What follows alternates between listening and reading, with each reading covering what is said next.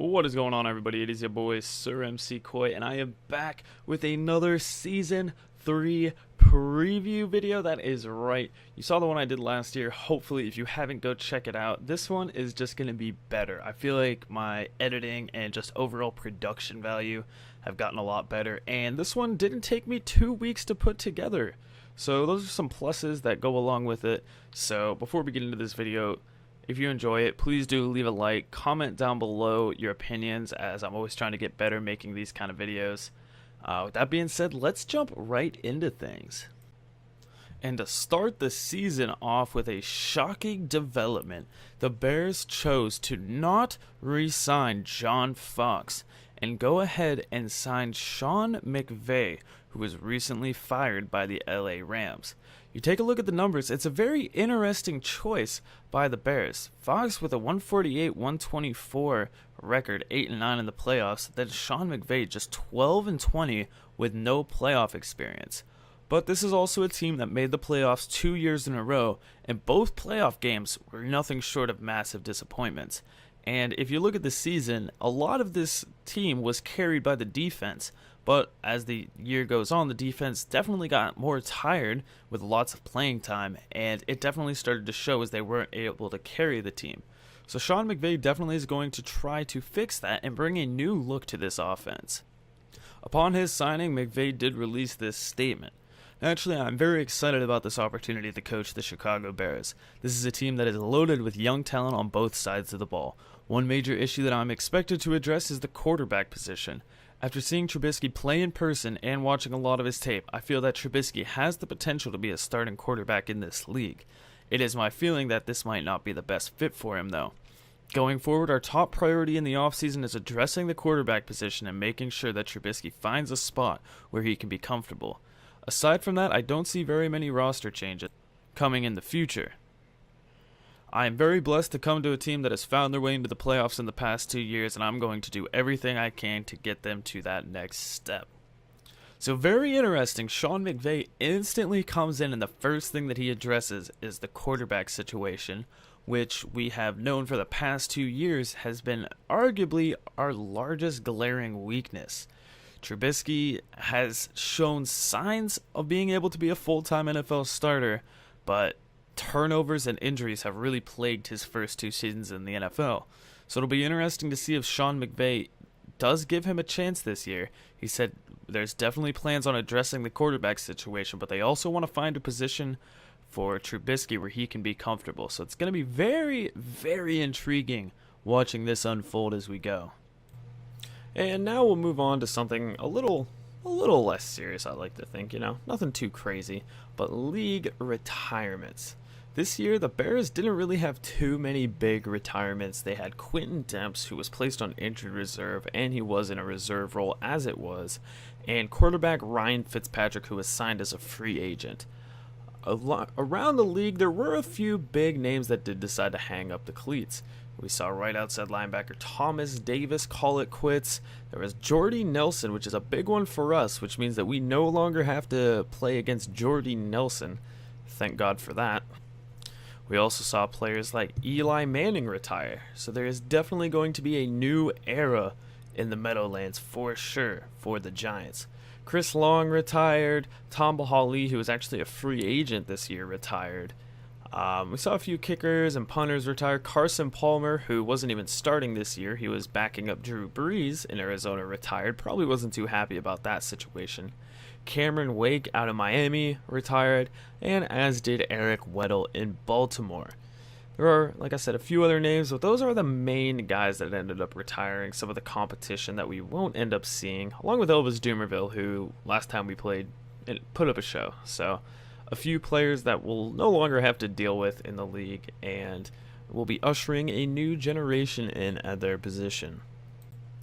The next thing that we're going to focus on is our free agent signing. Now, before we show who we signed, it wasn't really a big free agent year. Most of the positions that were available were tight ends and then a few veteran quarterbacks, none of which really fit our needs. So most of it was just a few depth signing guys, and that was about it. And so here is our list of free agent signings. The guys on the left are guys that we signed pre-draft. The guys on the right are just undrafted free agents that we signed.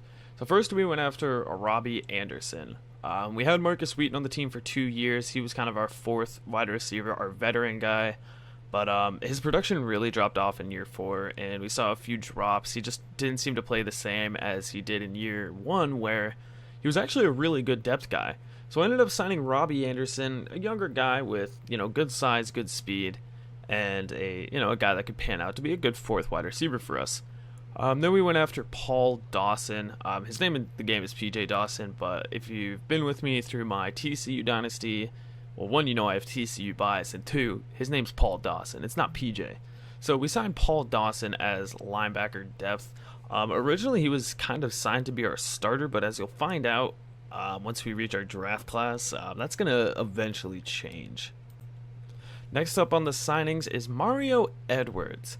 Edwards was an 81 overall, and he's a young guy that I was surprised was on the market for as cheap as he was. 16 mil over 3 years isn't really bad. So with the injuries that we've been having at defensive line almost consistently through this series, and with McPhee and Akeem Hicks both not getting any younger, I figured Mario Edwards would be a really good player that we could bring in, play for injuries, play as a rotational guy, and then potentially could be a starter down the road.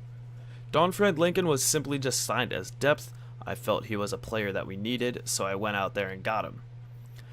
We also went out and got Jason Myers, since we did not re-sign Matt Prater. Jason Myers is a lot younger and came at a cheaper hit.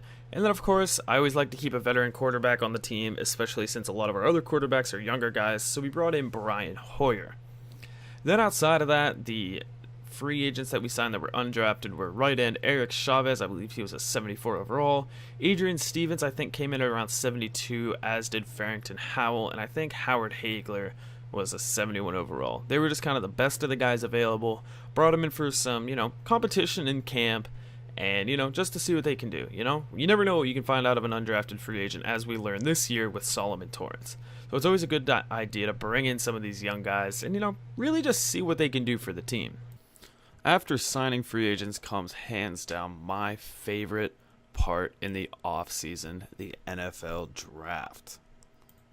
And if you ask me, we hit pretty well in this draft, starting out with the quarterback and then trading down out of the second round twice to not only get multiple picks this year, but a second round pick next year. Then we went with linebacker, left tackle, free safety, and then 3 linebackers, and then capping it all off with a wide receiver. But now we're going to go in depth and take a look at every single prospect. Sean McVay made it very clear in his statement that quarterback was going to be a position we were going to look at, and we wasted no time taking Denton Willig in the first round. Denton Willig is a left-handed quarterback. Didn't really see that come. With 76 speed, not too bad. 91 throw power, 88 short, 80 medium, and 77 deep with a quick development. And now the plan here with Denton Willig is to get him starting as soon as possible. If we believe that he is NFL ready by week 1, we will be starting him. I don't expect it to be a perfect transition, but just with the way that we've seen Trubisky play in these first 2 years, there's just too many turnovers, and the man just seems to fall apart in the face of pressure, and we can't have that at the quarterback position. So moving forward, if he is ready, Denton Willig will be our number 1 guy. Our next pick didn't come till the 3rd round, was a player that I was honestly really high on in Craig Bennett. All of the numbers looked really good. He had an excellent combine. And then once we drafted him, they're just, I don't know. He's got decent intangibles, but play recognition and almost absolutely no block shedding. He could be a player that, eventually progresses to be a starter. But at this point, he wasn't really the impact player that I was trying to find here in the 3rd round, but still has a lot of potential and could grow to be a full-time starter. Moving on to the first of our 4th round picks, we went out and get left tackle Dakota Kaufman, an excellent player in the 4th round with 77 overall, quick dev, 86 pass block, 86 impact, and 81 run block. Honestly, I was really happy to get this pick, and this is where the draft just starts to get pretty good. All of our late round picks turn out pretty well. As for Kaufman, expect him to either be slotted in at the starting left tackle or right tackle spot. He will be a day one starter. Moving on to our next pick in the 4th round, not quite as exciting. We get free safety Antoine Meyer. He's a 72 overall, and honestly, he has pretty good base stats. 83 speed, 80 zone, 78 tackle. We just need to work on play recognition and just overall football sense. I think Antoine Meyer could be a pretty good player, and he's definitely going to be staying on our roster as probably our number 3 or number 4 safety. Starting off in the 5th round is where things get interesting. At this point, we really hadn't addressed linebacker, at least in the way that I wanted to. So these next few picks are all linebacker, and a lot of them did get switched positions. First off is Will Farmer. Farmer has pretty good speed tackling and massive hit power, and also pretty decent power moves. He will end up being moved to left outside linebacker, and he will be backing up Leonard Floyd. The reason for that will become a little more clear once these next few prospects are shown. But that is also not to take anything away from Will Farmer, who is absolutely a great prospect in his own right, and someone that I could see starting at one point in the future. Okay, so these 6th round picks very well may be the best 6th round picks that any team has ever had. First off, we get right outside linebacker Tyrell Swiney. 84 speed, 87 block shed, 84 hit power, 81 pursuit, 74 tackle, and superstar development. Swiney is absolutely probably the best possible player that we could have gotten to replace Lamar Houston. I know we ended up picking up Paul Dawson in free agency, but this guy changes everything. With superstar development, yes, he has great block shedding, which means he'll be good in run support, but his pass blocking skills aren't the greatest. But when you have a player with superstar development, that doesn't really become a concern, because he can easily just hurdle over those pretty quickly and become a stud. So Tyrell Swiney, though we got our potential franchise quarterback, Tyrell Swiney just might be my favorite pick of this draft. So first, we get our replacement at right outside linebacker. And then, just a few picks later, we get our replacement at inside linebacker. You see that he is labeled as the left outside linebacker. That's where Will Farmer gets switched and he goes to middle linebacker. He just falls to a 75, I believe, while Farmer goes up to a 77, being that outside linebacker. But look at those numbers. 88 speed, 79 tackle, 84 hit power. The block shed and finesse moves are out of this world. Desmeon Sowell is a perfect replacement for Jarrell Freeman. These 2 picks right here alone have gotten me so excited for this upcoming season. We have 2 excellent young players now at linebacker to go along with Leonard Floyd and Danny Trevathan. It may not be easy to start, but I fully believe that this linebacking core is going to be one of the top in the league. Maybe not quite this year, but give it a year, this team is going to be even better than before. And then our final pick, which wasn't anything too excited, was a player that I didn't even have scouted, Arion Beck. He turns out to be a 65 overall wide receiver, 86 speed, 84 catch, 83 catch in traffic, and 87 spectacular catch. So there's still something there with Arion Beck. He will probably just be a practice squad player for this first year, and then, maybe in a year or two, Arion Beck can find himself breaking the depth chart, as by numbers, we don't really have a strong receiver core.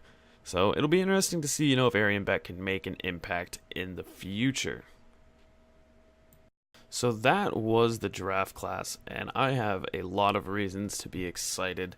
We have potentially gotten 4 day 1 starters out of this draft class between Denton Willig, Dakota Kaufman, Tyrell Swiney, and Desmeon Sowell. There is not a lot much that you can ask for when you can pull a draft haul like that, especially in year 3, This team, though we've made the playoffs 2 years in a row, is far from perfect.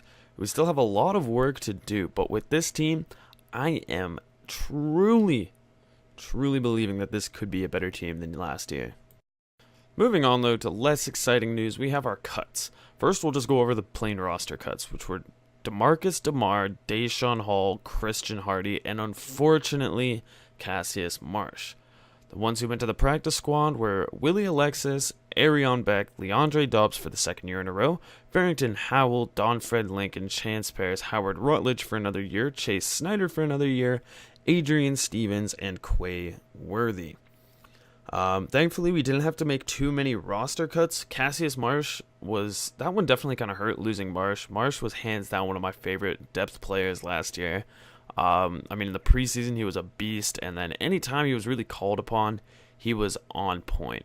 So losing Cassius Marsh does hurt, but he's definitely he's getting up there in age, and just with the young guys that we were able to draft, there just wasn't any space for him on the roster, unfortunately. We are officially getting near the end of the offseason, but before we do, 2 trades were made that I think have some pretty big impacts going forward. The first trade was sending Derek Rivers off to Pittsburgh for safety Sean Davis. We acquired Derek Rivers last year in a trade, and he was initially, going to be our eventual replacement for Lamar Houston. But with the acquisition of Tyrell Swiney and with Paul Dawson, Derek Rivers was kind of the odd man out, and he did have pretty good value. But you also see there's been no production with only 3 tackles. So we go after Sean Davis, who's coming off a pretty good year. We only have him 1 year left at $3 million, so it doesn't really hurt us if he doesn't pan out. So Sean Davis is our first trade acquisition.